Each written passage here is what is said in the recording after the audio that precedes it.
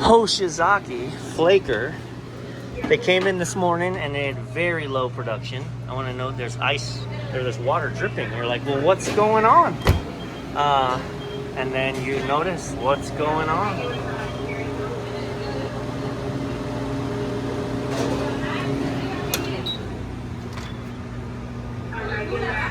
So,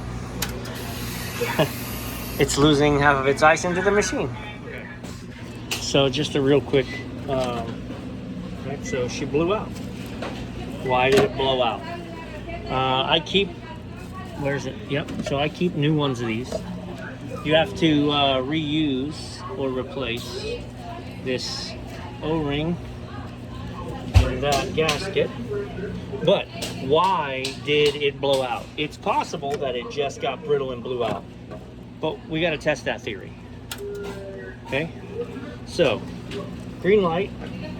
This is our sensor for, oh yeah, well, there it goes. All right, this is our sensor that tells us if we're full or not.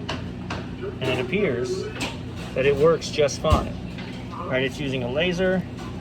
When it turns yellow, it's not gonna make. So that tells me what I'm gonna do is I'm gonna leave this on. We're gonna clean this up. I'm gonna let the unit start. Right? Boom, the unit just started. Okay, now I'm gonna do this.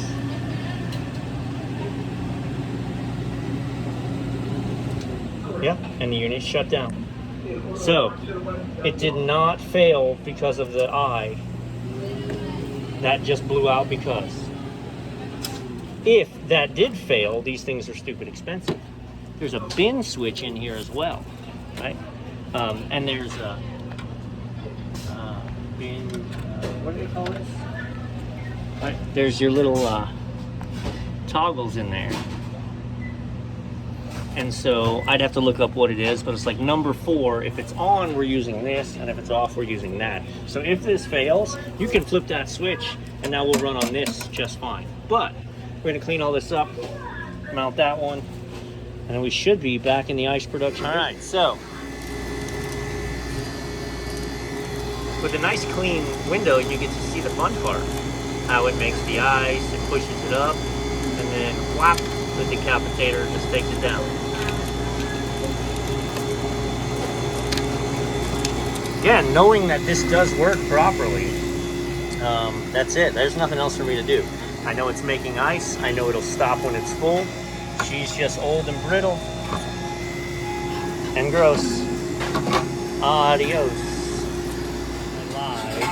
I lied. There is one more thing to check. I'm sitting here watching it run for a little while. It's not odd to hear it kind of squeal, right? You get this little whip, this little squeal. Sorry. Squeal as it runs up that plastic. Well, that is a collar that is heated. And what happens is, so that collar heats it up coming through, makes it ever so moist, whether you like that word or not, on the outside, so that they break loose clean and they move in. If this does not heat, which currently it, from a temperature perspective, is not, now maybe she's just getting warmed up, but I don't think so, then you'll have beater problems. The beater motor will overload and it'll trip its fuse.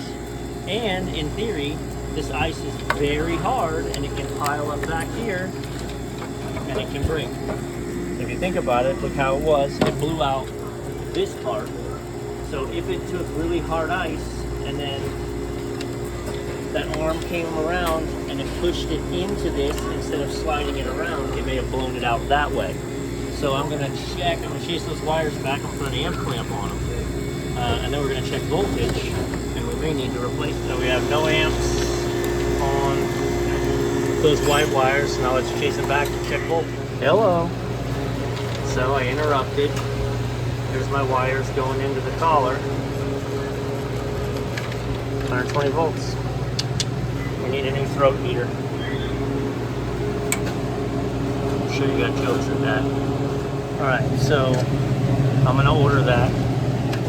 It can run right now without it. Odds are a strong, non-brittle unit. Pardon me. right in the walkway. She'll survive a couple days until I get a new. There's probably people who run without these ever, but it does create problems, man. It does create problems. So I stood here and listened for a little while, just watched it, and she started humming real bad, the squeaking, wah, wah, and that reminded me to like, oh yeah, duh, wasn't even on my radar.